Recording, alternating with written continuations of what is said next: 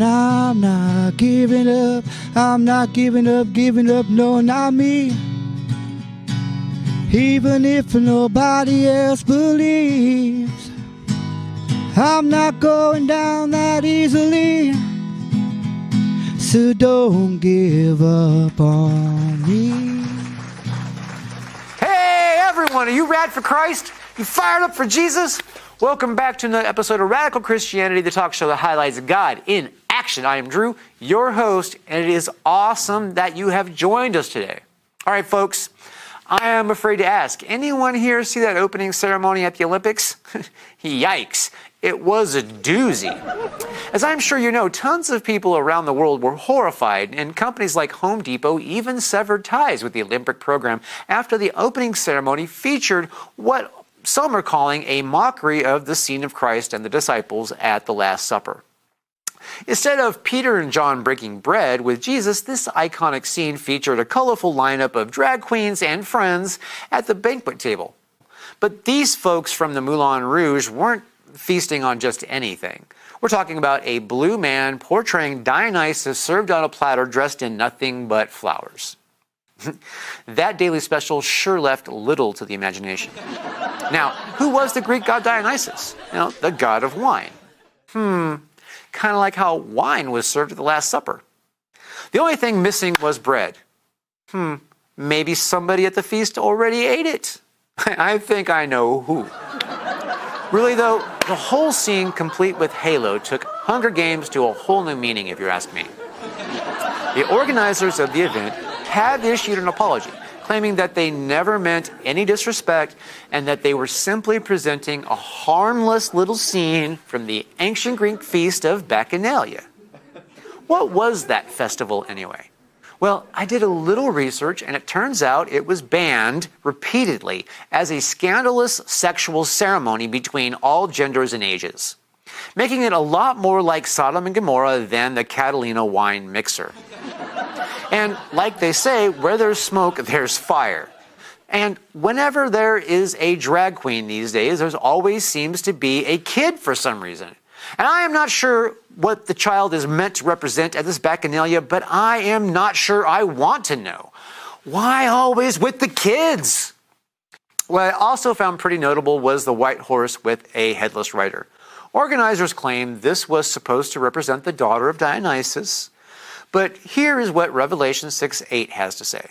I looked, and there before me was a pale horse. Its rider was named Death, and Hades was following close behind him. Yikes, that sure seems like a bad sign.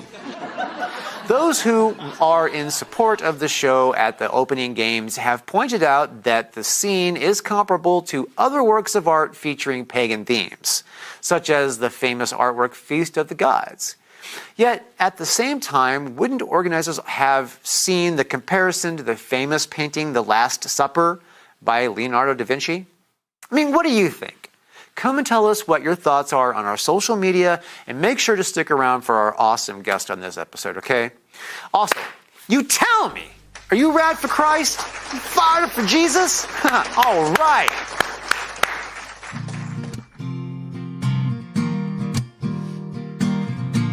Ladies and gentlemen, we have a special treat for you today. This guest is an amazing person who's doing amazing things, and I can't wait for you to hear from her. So let's have a huge, warm welcome for Toni O'Donnell. Woo!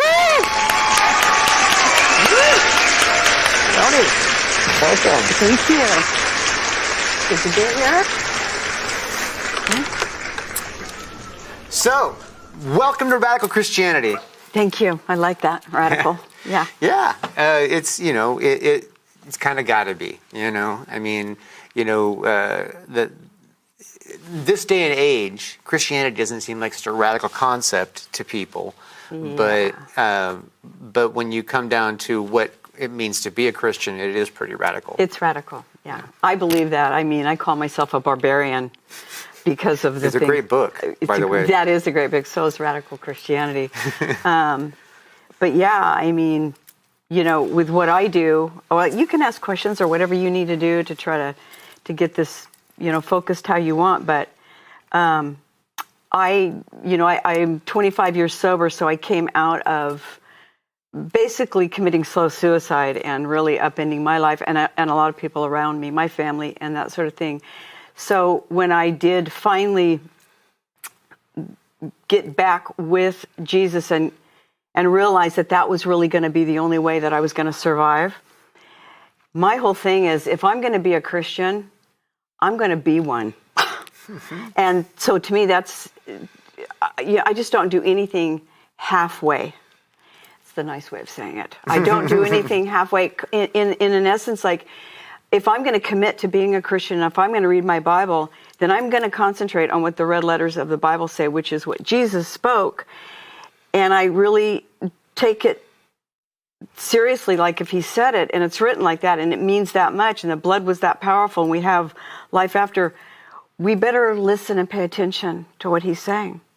Definitely. So, you know, I chased alcohol pretty hard for about 10 years and I got sober at 43. And when I finally, and it was tough. I didn't know that I could come out of that. But when I did, I can remember sitting back thinking, you went to great lengths to get that fix that you needed. And you're going to have to switch that now. And you're going to have to go after Jesus harder than that. And so that's kind of the place where I started. And it took me about 3 years to, you know, I won't get into any backstory.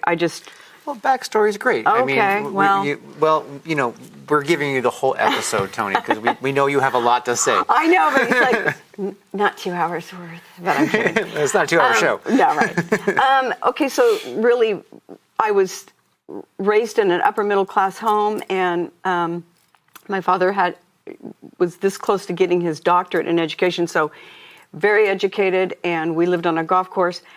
And I actually accepted Christ when I was 16.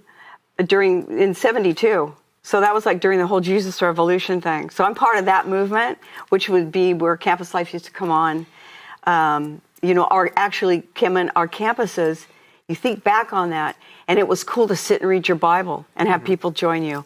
You know, what a glorious time. Right. Makes me sad that it's just gotten so far away from that, you know, anyway. Well, I mean, it has, and Yeah. a lot of the reason why it has is because people are trying to change what's normal.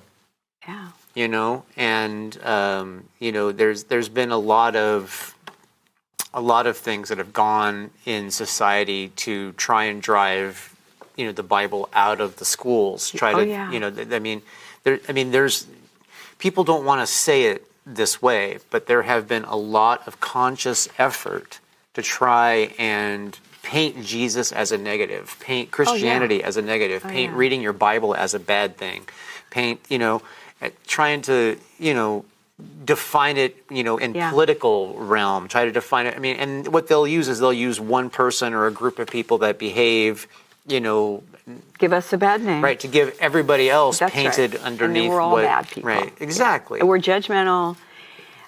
But you know, I mean, I have in what I do, and especially just because of how bad things got a few years ago in our country with the election and all of that, I really need to block that out. Block out what everybody's saying. And I do that with my own life. People can scare you, really well-meaning people. You're good friends, good Christians, you're good support groups. But people can scare you. You've got to learn to differentiate between what people are saying and what Jesus is saying. And you've got to block it out and listen, because Jesus usually says something different. Yeah. And he's radical. What he says to me, most people go, "Are you kidding me?" You know, so my father had been abused, sexually abused as a child a lot, which we didn't know. And he had 3 daughters, no sons, and he turned around. So the victim became the victimizer. So I grew up in a home where that was all hidden. Both my sisters were being sexually abused. My turn came, but I'm not built the same way. I recognized immediately that there's no way that this is happening to me, and I walked away, and that was just enough to scare him off. And so I had a little bit of a different upbringing than my 2 sisters, but the house was filled with lies. So I bring truth into the house. You can even imagine what that was like. I became a Christian at 16 because it was like, that's the kind of father That's what I want. I want a father like that. I didn't have one. Obviously, he couldn't be. He was a brilliant man, but he's sick. So I wanted a father like that. Brought him into my home, and really, I was excited to share him my faith inside my home. Like, I was on fire for Christ. And it did change the way our house functioned for a while. It was cool.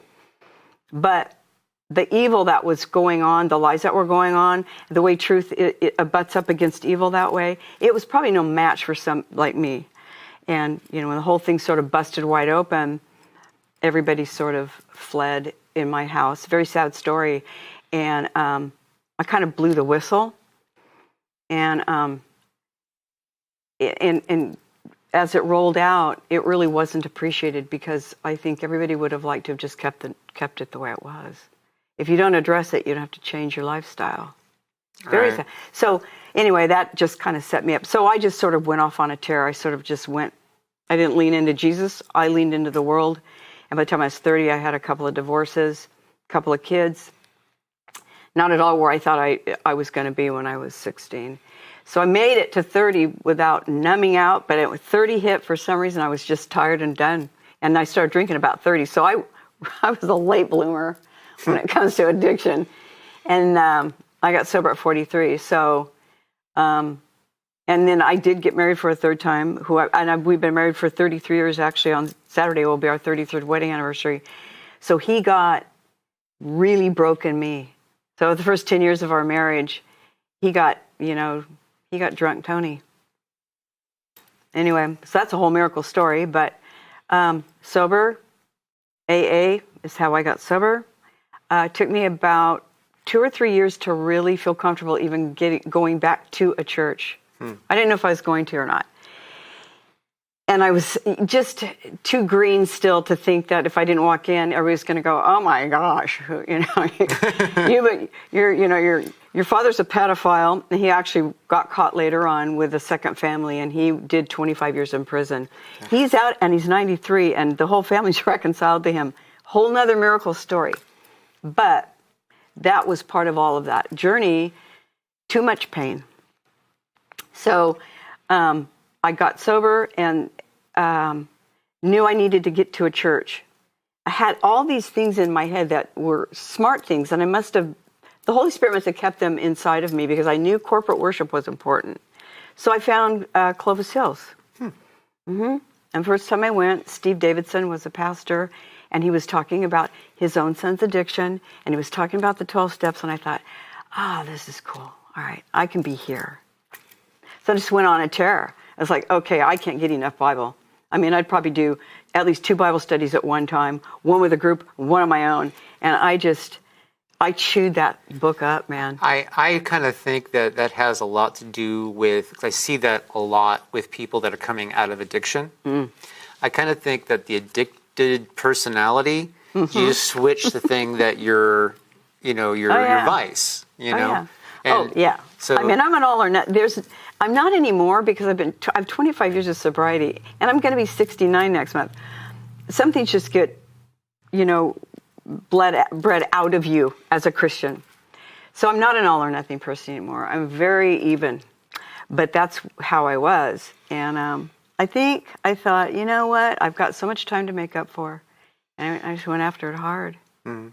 So there was about 5 or 6 years, 2006, I felt I had read the Great Commission. I was really studying the Gospels.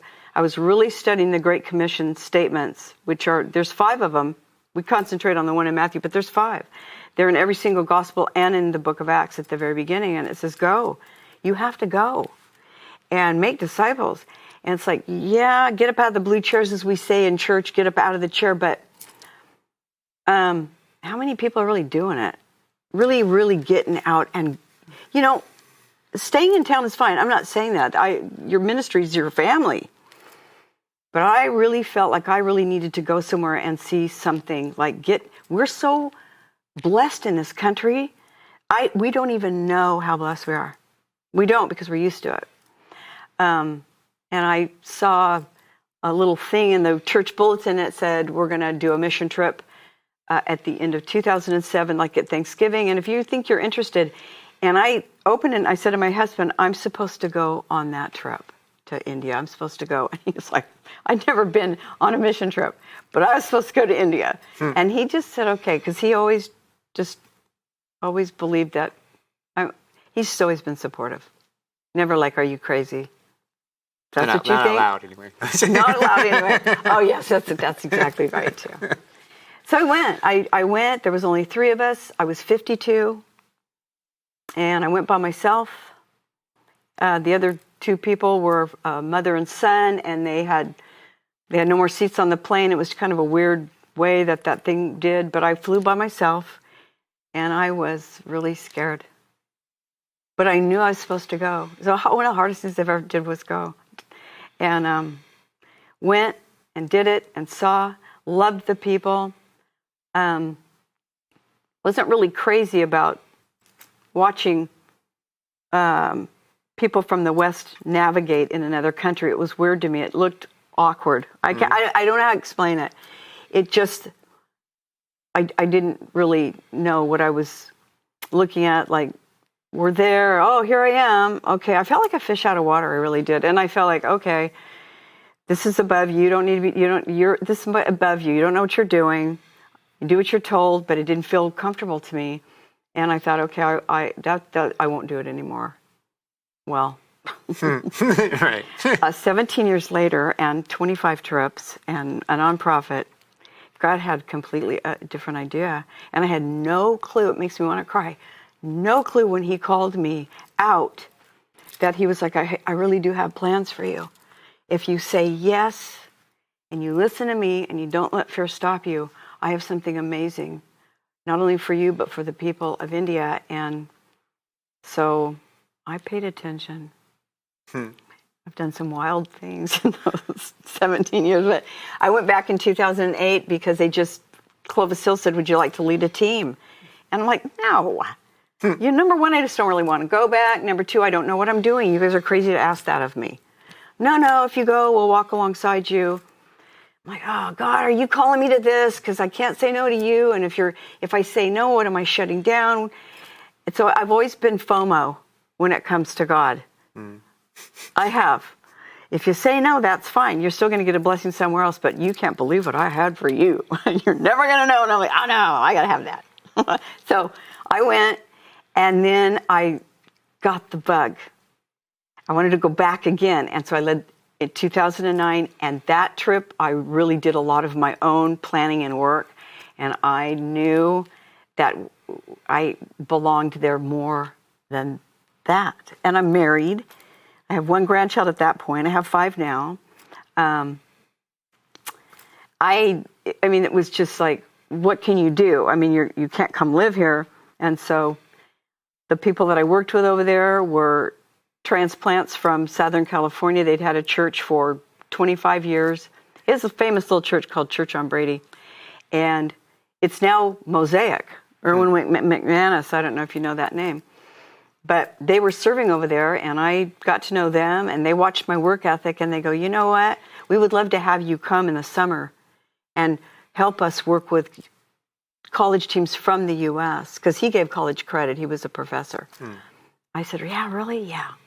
So I said, hey, honey, can I go? And he goes, well, how long? I said, I think I have to go for at least a month. And he's like, if that's what you feel like you need to do, then go. So that sort of started my double dipping. So I would go help them in the summer, and then I would come back and I would lead a team in the fall for Clovis Hills.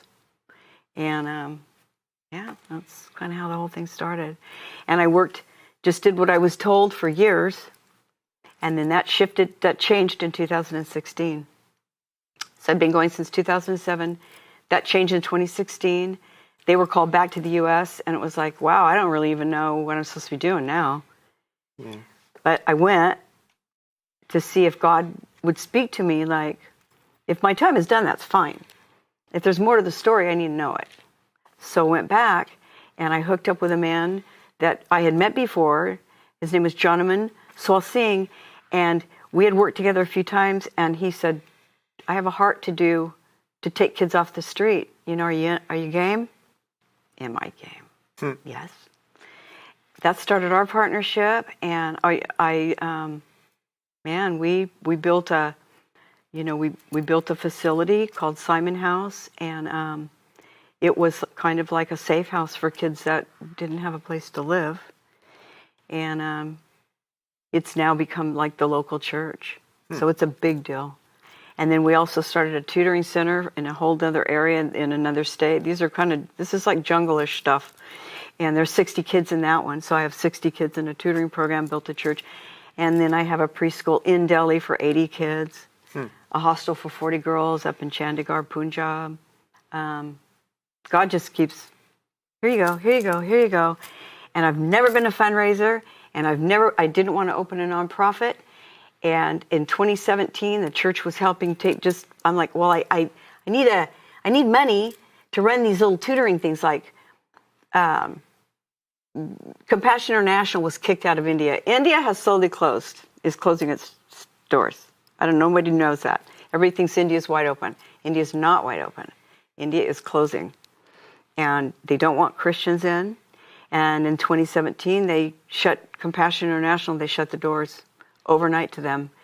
And hundreds of thousands of kids had no more, they had no place to go, so they just stayed in their local schools, but they didn't have a program. That ended. So my partner, Johnneman, and I started our own, and it's got 60 kids now, so it's basically the same thing. I take $40 a month from people that just want to donate, and I don't advertise. I don't have a website because it is not an open. I got to stay off. I have to stay under the radar. I go in as a tourist, and so Clovis Hills was taking checks for me, and it got to the point where they're like, "We will pay you to start a nonprofit. It's getting to be too much for us." And I'm like, "Oh man, fine." I backed into that one and started that. And when I started that and started going on it, I'm good in admin because I'm very OCD and I get my stuff done, but I don't really like it. I'd rather be out there doing the work. Right. I like to my hands dirty. But it was like, God said, well, sorry, Toni, but this is part of the deal. Well, I mean, we got to also think about the big picture and the reality of things. You know what I mean? Like you said, you're going to be turning 69 your next birthday. I know. At some point, you're going to want to, enjoy the grandchildren, and no matter who we are or how we're designed, at some point our body catches up to us. You know what I mean?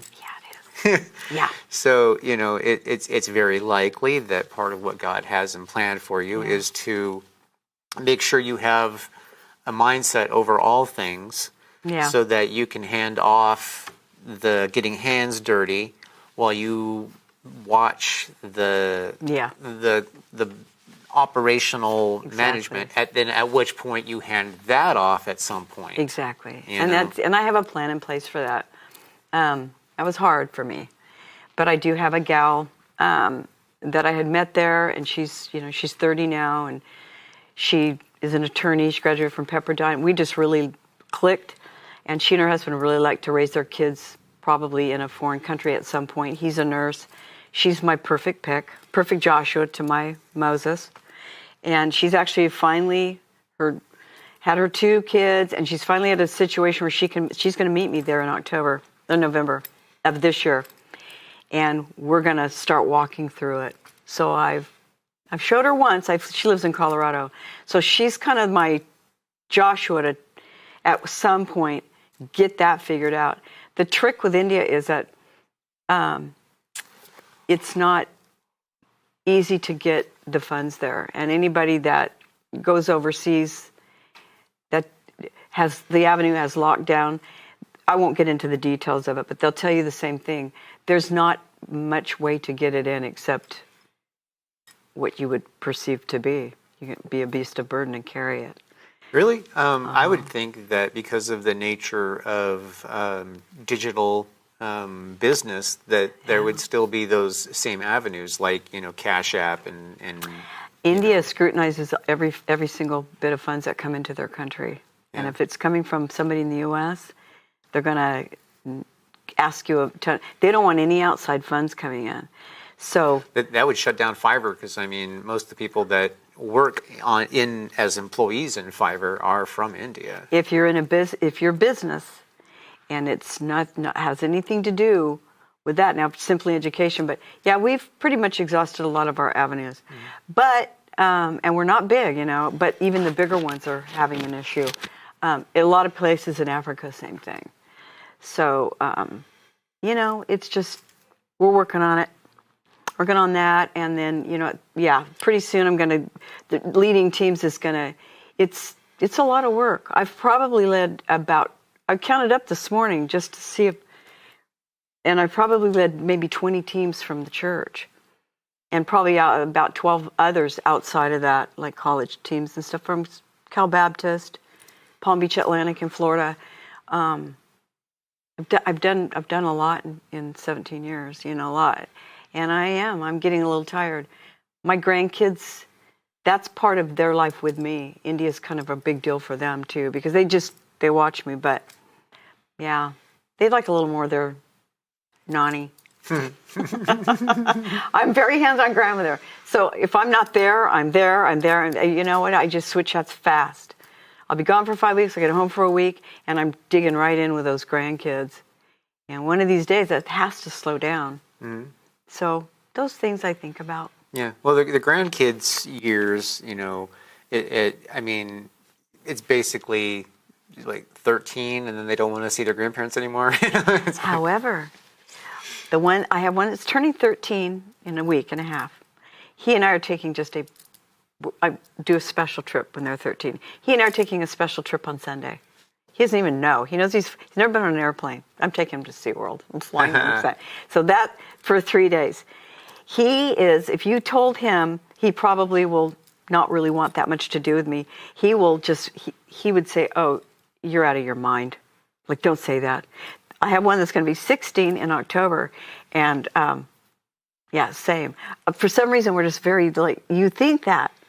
So I think that their growth is stunted, but they still like to hold hands with me. They still like to kiss my face. It's like crazy. Your own kids didn't do that with you, but grandkids are different. If you knew how great they'd be, you would skip having your own and just gone straight to that. But that's what they say. But anyway, So I just make memories and make it all count, because every day's a gift. Nobody is guaranteed tomorrow, and we can all see that. My partner that I did everything with, he died of COVID in 21. So, shut down. Going in 2020, we had a trip canceled, all that, of course.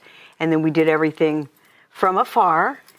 And, he got it, and he went down quick. And that 2021, that second wave of COVID in India, nobody probably really remembers, but that was insane. They didn't have any oxygen. And India is very corrupt. They were selling nitrogen tanks and saying they were oxygen, and people have no money, and they were doing everything. It was extremely sad. And of course, he died alone.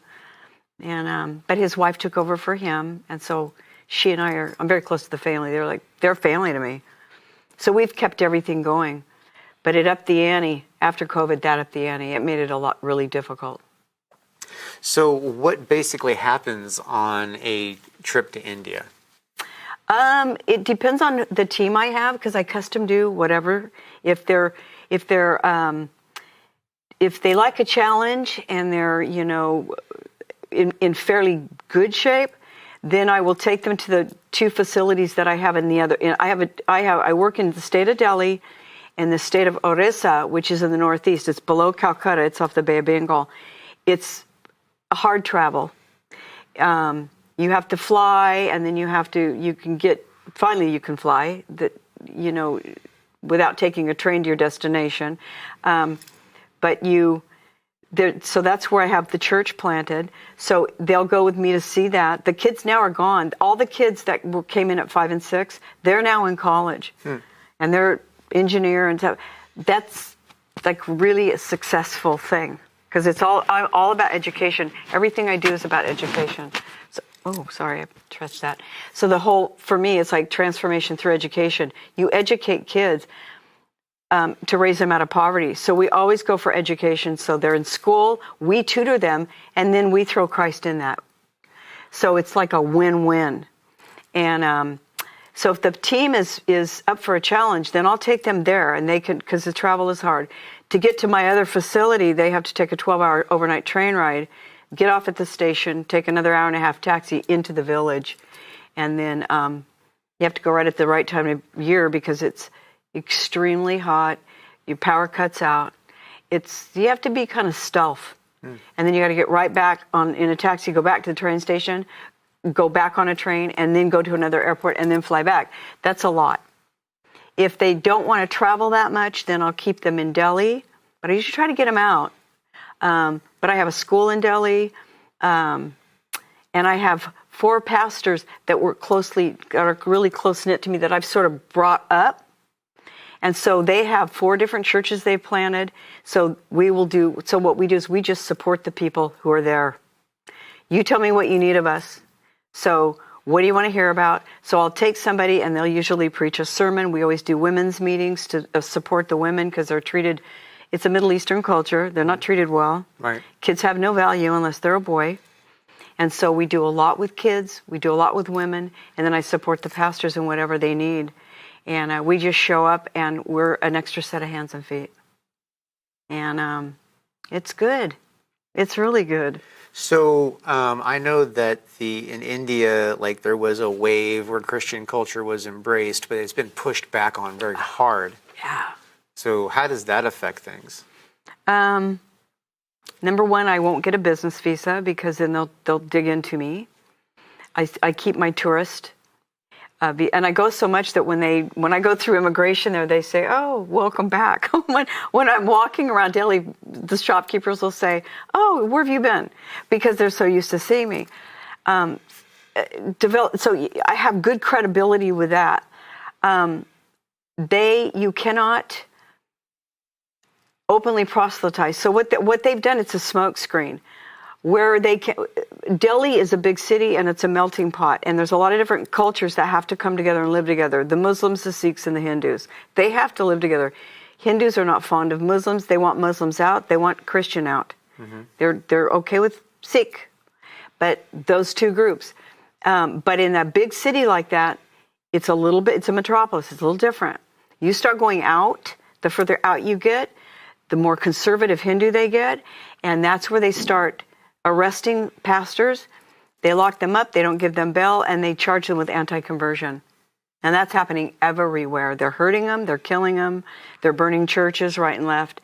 Well, you got to explain for my viewers what anti-conversion is. Okay, so you can, so if I go to like I call it a churchlet, most of these pastors have just house churches. They don't even have big buildings.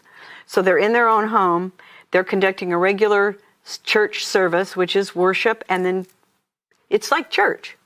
Exactly what you would do church here. They use the term loosely, anti-conversion. Anytime you're even preaching about Jesus, what they say is, you're saying that heaven is a special place and not everybody can get there. So they say that you're bribing people to get to heaven. They don't even have a basis for it. But if a white person shows up, the first thing they think is, we're bringing money and we're going to give money to people to convert to our... And if they're caught baptizing, then they're automatically arrested. You have to baptize without people looking. Because baptism is like you're sealing somebody for a whole different religion. So they will arrest these people and they will force them to, I forget the word that they use, to come back out of Christianity and recommit to Hinduism. There's a word that they have for that, and they will force them into those. Ceremonies, but it's happening in small enough numbers, but a lot to where they can still keep the spotlight off of it. It wouldn't happen in a place like Delhi, although it is. So what has happened is, like, I had our head pastor there just this past April, and he did pastor's training in Delhi and then the 2 places way out in the other state.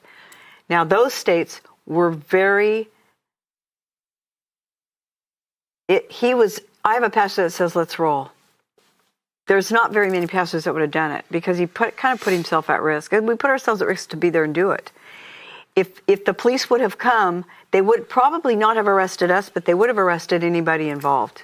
Because what we were doing is basically against what they consider is law, but they bend it.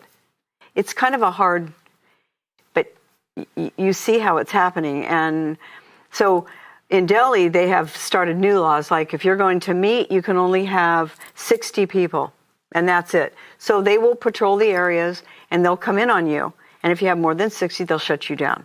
That never happened before. So we had close to 100 in that facility, but they didn't show up that day.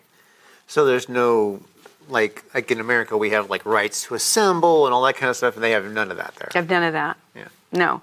Their police are corrupt. So the police will side, even though the police don't have a basis for arresting, they just will do it. And they can leave you in with no bail. They don't have to be in a hurry for anything. So it takes a lot to get bail and to get out. People can be sitting in jail with no formal charges of any kind for weeks. So how would that relate to like Mexico, where the police are also corrupt, but they're easily bribed, and in fact, they're looking for one? Is it comparable? Yeah, it's very comparable. My guess is that if these pastors were not so poor, if they even had money to give, they might be able to buy their way out. But they're very Christian. They go to the letter of the Christian law to bribe their way out of jail. They consider it a privilege to be arrested because the Bible says that if you're a believer, you're going to suffer. They believe that. Count it joy. Paul got whipped and was singing. The Apostle Paul. That's what they do. They don't want to sit in there unjustly, but they will. So they'll count it as joy. They wouldn't, even if they had the money, they would not bribe their way out. So they will they will write it out legally. And then, I have, a whole thread of people who are currently in, so we can pray for them, and we're praying for bail constantly for those people. But, I fear all the time for my pastors. They're scared. Even now in Delhi, we used to just openly do everything. Now when I bring a team to certain churches in Delhi, they will say, sit in your car until I come get you.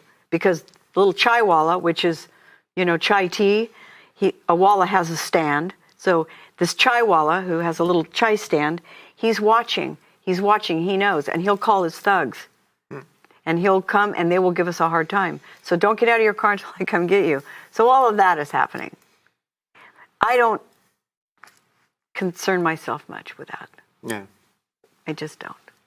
Well, you can't do much about it. I can't do anything about it. Right. Other than being aware of it. I would love to put a spotlight on it. Like, this is so stupid. Yeah, arrest that 69-year-old woman with white hair.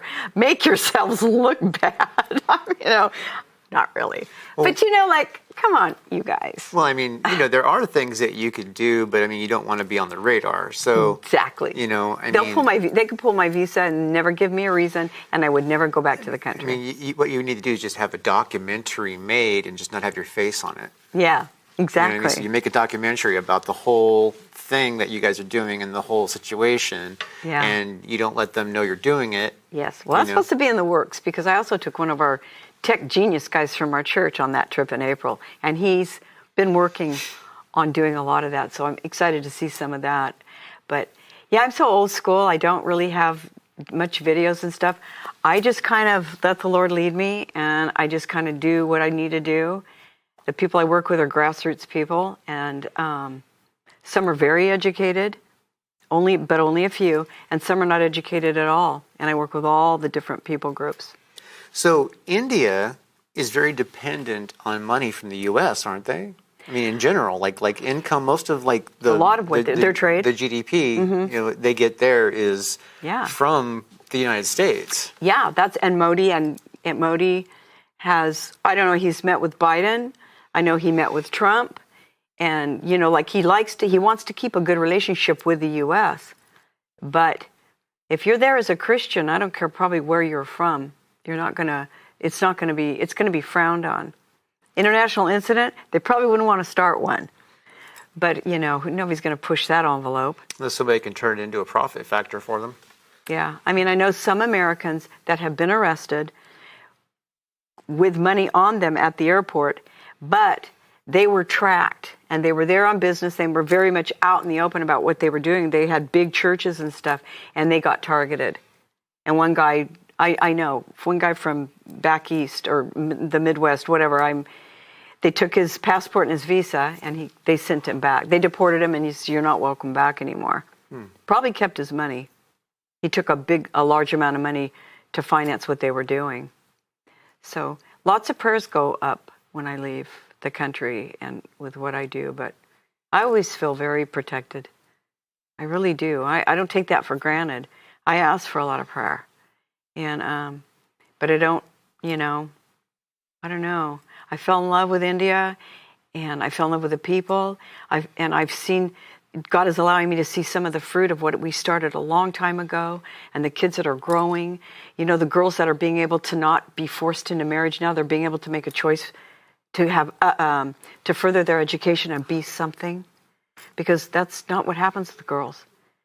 They after 10th grade, they're married off, because girls are a liability. If you have a daughter, you have to support her. You need to marry her off, and have a.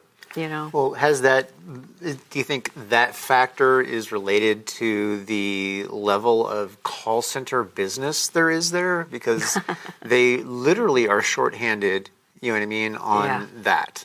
Yeah. They've sent so much call center work that they need people who speak the better English. Yeah, and they won't hire. You have to have a degree from college to get hired there.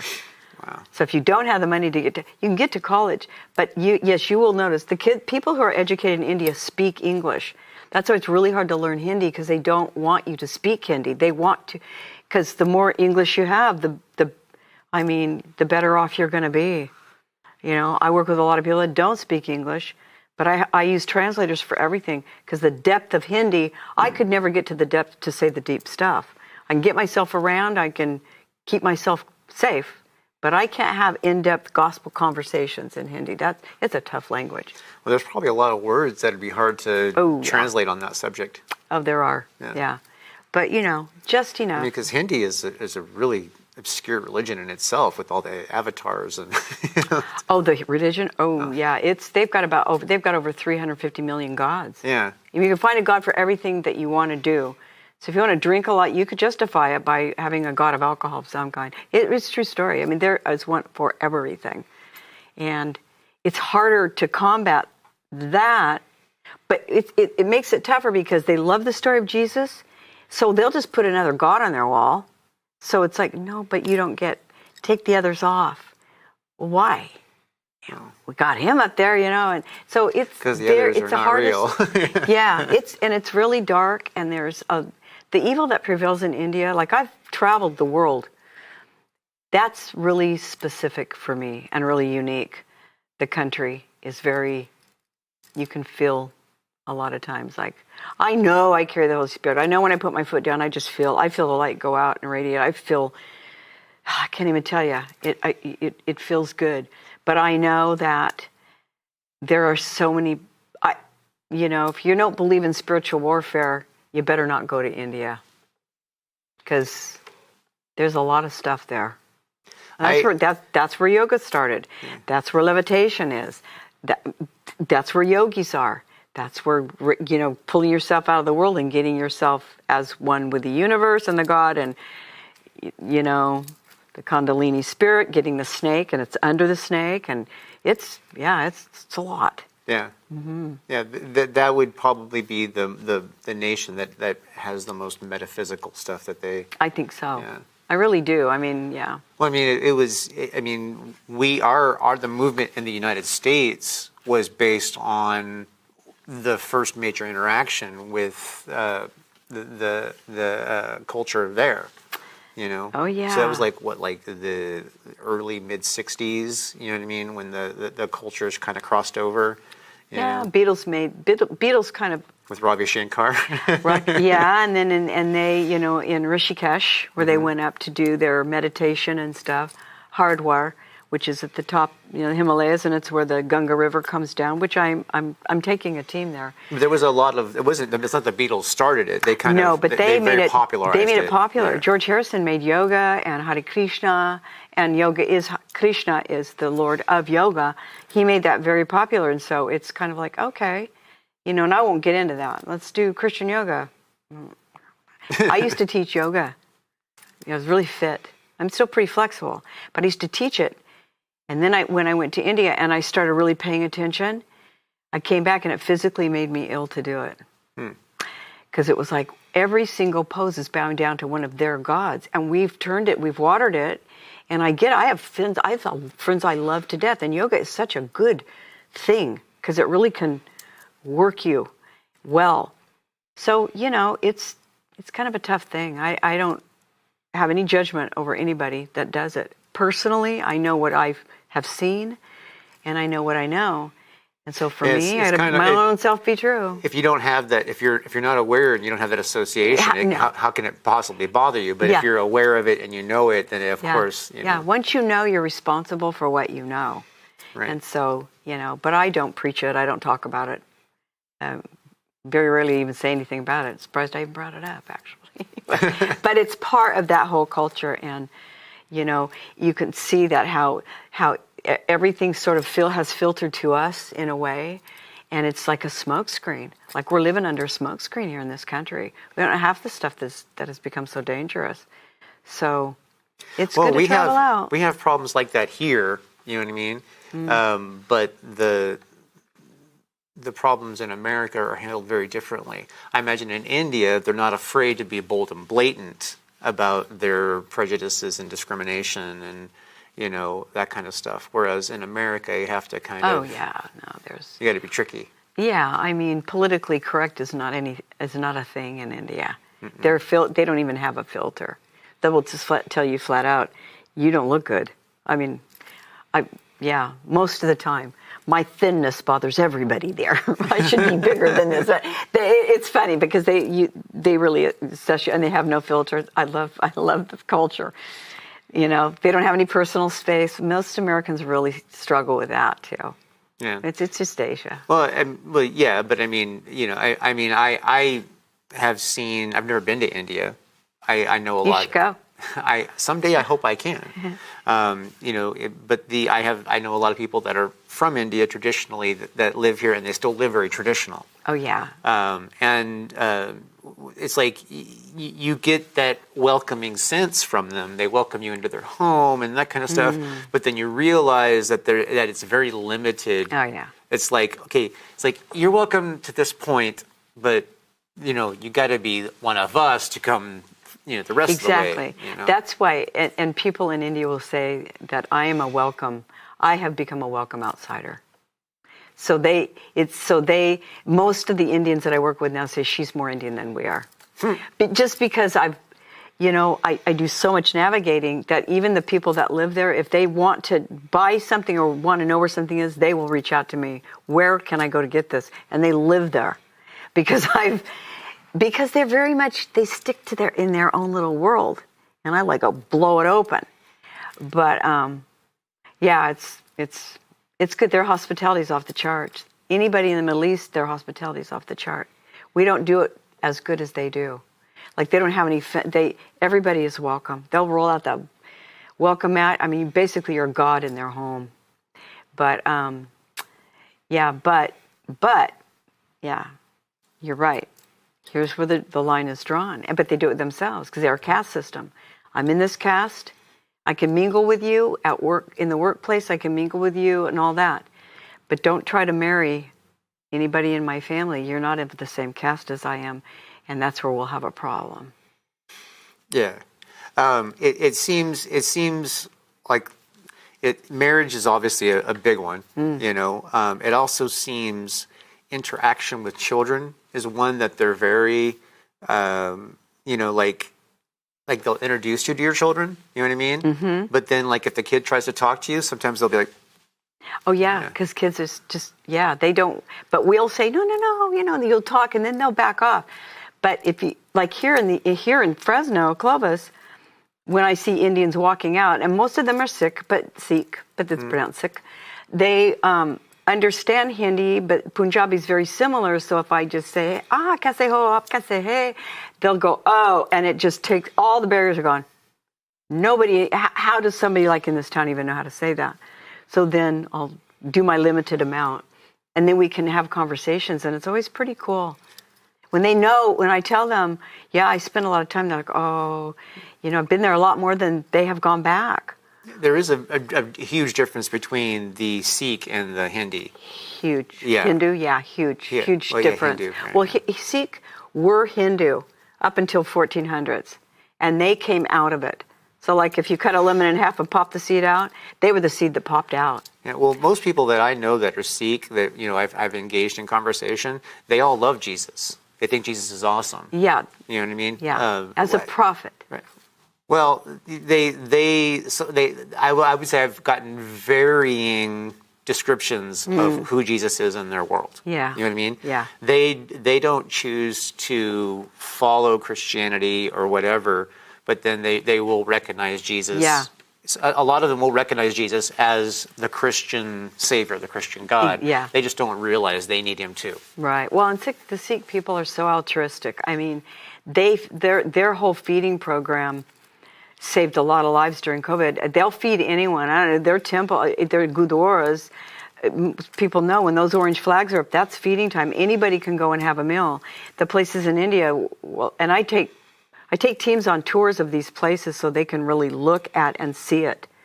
And they know me at the Gurdwara in Delhi, and I'll come in and the girls get to sit down and roll out chapatis with the women. We go into the kitchen. It's just great. We do this real cultural thing.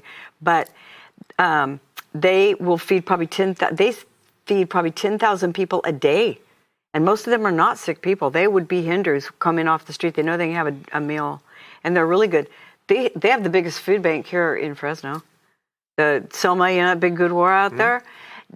Their food bank is much bigger than what we have. I'm pretty sure. And then they wanted to team up with us at some point. But they're very much into service and pitching in, and everybody has a part to play.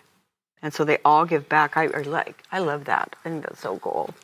Yeah, I mean, I think the people within that culture the Sikh culture are amazing. Like yeah, I have yet to meet one that I don't like immediately. I know. I actually I get caught up in conversations with the guy that runs the gas station I go to most often. And it's like we're all just, he's just so super friendly and whatever, and he's like remembers things about me. And he keeps asking, and he's like, he's like striking up conversations with him. I'm like, dude, don't you have something to do? I'm like, And they're such proud people because they came out of a warrior caste. That's why they wear kirpans. There were swords on the side. Right. So they are warriors. I mean, they're very. They see themselves as servants. I think that's the reason. I mean, even the warrior caste kind of concept, they still see themselves as servants. Yeah, they do. Which I think is one of the things that they love about Jesus, because Jesus' message is, to serve first. Yeah, yeah. That's and mostly, when people ask me, "What do you do?" Because I fly Middle Eastern a lot. I mean, that's all I do is fly Indian Airlines. I flew Emirates and went through Saudi Arabia, the UAE, for a lot of years, and all your people are either Hindu or Muslim. So I would look for those conversations. I love to have conversations with people. Everybody's the same when you take away what we perceive the culture to be like. Americans are afraid of Muslims mostly, I think, because, come on, terrorists. Mm-hmm. But when you break away, we all care about our families. We all want our kids to thrive. And when you get down to that part, everybody's really built the same. And so when I tell people, well, I work in India, I just, I go into slums and I educate, I support, and I spend time with the kids and spend time with the people and the mothers. And they're like, oh my gosh, thank you for doing that for our country. Thank you. Because they won't do it. India's not like that.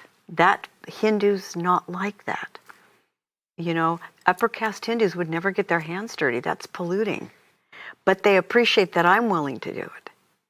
So I can bridge that gap that way by service work.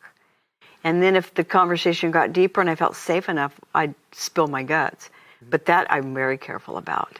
I don't know who I'm talking to. Yeah, I mean the level of mysticism and like metaphysics and stuff that exists in that area is got to be an extremely difficult thing to punch through, you know, because they're basically taught that from the time that they can start walking. Oh, yeah. You know. Well, they believe in what they can't see, Yeah. which is what faith is. We have trouble believing in what we can't see. That's the crux of faith. And if we could just get that better, we would probably step out and do more things in faith. They have that because everything they believe in, they don't see. Do you see an elephant, boy? No. And see, they say they performed the first successful transplant, putting an elephant head on a boy's body. That's Ganesh. And there's a mystical river that runs under the Ganga, where the Yemen meets the Ganga. These are two really holy rivers. And there's a mythical one underneath that's you can't see it, but it's there. They believe that. Right. You know, they believe that if you drink out of the Ganga River that has dead body and ash and cow poop up the wazoo and everything else that floats in it, but you can drink it. That if you drink it as an American, you're probably going to get very sick. But I'm Hindu. I can drink it. It's okay. Well, I mean, years of drinking it, they have some tolerance. Maybe so. I have a little tolerance to some things there. Like I can brush my teeth with the water, but yeah, no. Yeah. No, it's very interesting. It's a very you know, I think what you're doing is definitely a huge challenge, and I can see where like you need God in control of that because you're basically navigating a minefield that you're guessing where the mines are. Yeah. You know you. Yeah. The thing is that when you provide a service that helps kids. The parents, and you put it right out in front, like the school that I have in Delhi, the 80 kids, it's preschool, 3 to 5. All we're doing with them, we're providing, I finance that school. They have uniforms, they get a snack, they have 6 teachers, they don't pay a thing. They all live in this slum of about 40,000, and it's all Hindu. Now, the pocket we're in is pretty safe, but the people that send their kids know it's Christian. But because of what the kids get for free, it's okay. They agree to it before they send their kids, so they can't come storming in there. And then those kids hopefully will say, I like learning, because they don't have to go to school. These kids are at risk in these slums. They're sex trafficked like you can't believe, the girls, even the boys too. But when they get to be a certain age, man, they're snatched, or they're disappear, or they're drug addicted, or sold. Yes. All of that is going. If we can get them to the point where they go, no, I really want to go to school, and their parents see the value of this education and the structure and listening to these kids do these rhymes in English and all this stuff that they do, and it's really, really precious. And then the kids can go start first grade, and they actually can qualify to go, and they want to go. So they go. So I'm walking out of the slum now, and I'm seeing 4th, 5th graders walk in, and, hi, Auntie. And they're like, they're in school. And I'm like, yeah, that's the fruit right there. Hi, Auntie. And, it's just sweet. I'm Auntie, but, but it's just it's, and the hugs and I don't know. It's like, wow, it might be a drop in the bucket, but it's a drop in the bucket. It starts somewhere. You have to start somewhere. And you're doing something more than just a drop. I mean, you've already communicated that kids that were going through education are now, at college level. Yeah. You know what I mean? The boys. Even though it seems like just a little number, you know what I mean? That is a significant jump from before you started. Oh, it is. It is. Yeah, and those boys, the only father they ever knew was Johnman, and when he died, in 21, I waited and waited, and I was on one of the first flights back to India, and people in India said, "Don't come, please." They were all scared. Boy, he died, and everybody it was just a nightmare. And they said, "The airport's a mess. Please don't come." And I went, "No, I don't. this is right. I don't really talk about that.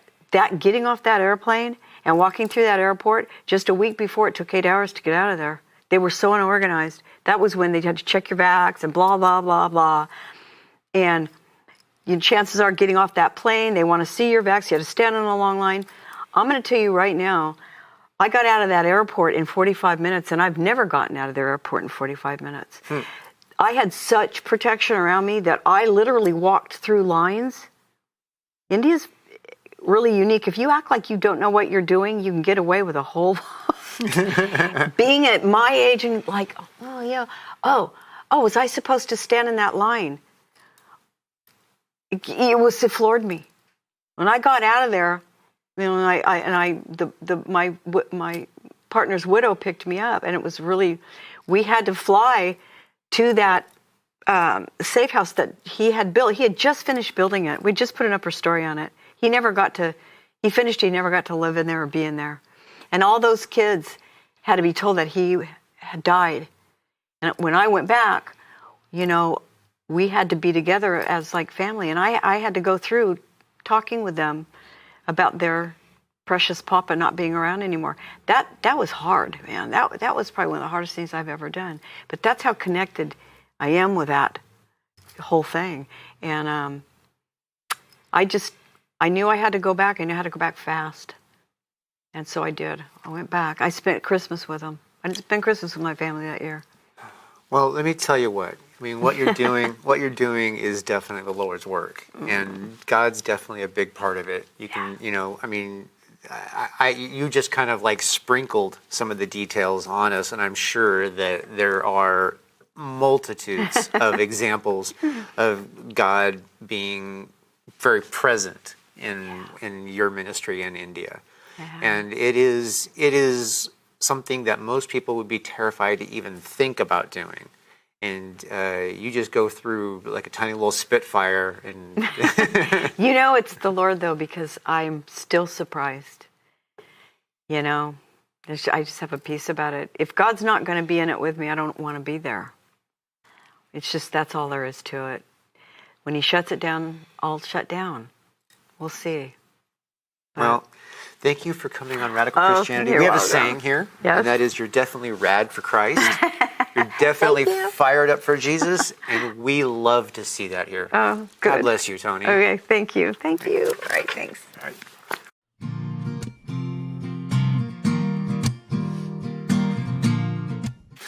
Ladies and gentlemen, thank you for watching another episode of Radical Christianity. We are so pleased that you got to join us for this really special episode.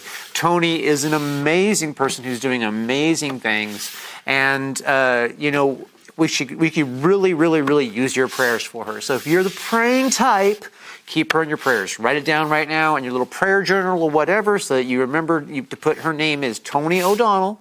Get her in there, and you get those prayers going, because she's got a big mission on her plate for, getting some difference made in India.